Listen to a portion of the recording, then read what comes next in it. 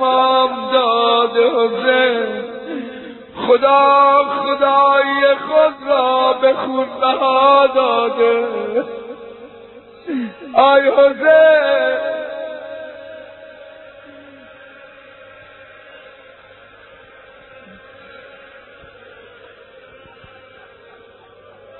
حالا قدر خودت بدون، سینه زن خوننده. بگذر از این که یاوه‌گوها، حرام خورا، حرام زاده ها، این سینه زنی ها و این پرچم مشی ها و این روزه ها و این نیایش ها و مسخره میکنه. اینا حرام زاده هم. گرچه مقاله بنویسه اما نابودش خواهیم کرد. اما حسین جان، مقامی که خدا به تو داده که وصل نمیشه کرد، اما ما خودمون مقام خودمونو میگیم. هر آن که خدمت دائم دید عهد و پیمان، ضیافت و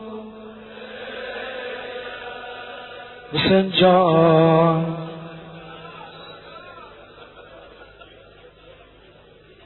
رسم و ره سعادت، رسم ره سعادت، ایمان جهاد شهادت، قسم به حق قرآن، ضیافت حسین. حسین جون، ما میخوام خونی وارد محشر بشیم.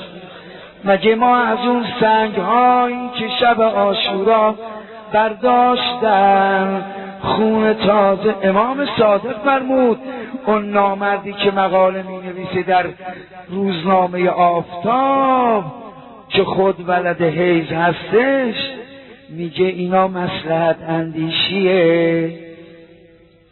عبدالشیطان، نگو عبدالکریمه، عبدالشیطان. مقاله امروزشو بردار بخون، میگه اینا مصلحت اندیشیه ملعون. خدا درد بده، فقط داد بزنی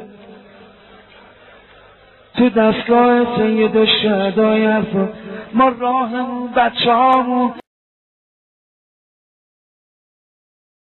اگر شهید کربلا، شهید کرد. ای خدا به روی این خانم باب الحوائج حضرت رقیه سلام الله علیها، الان خبر مرگ آمریکا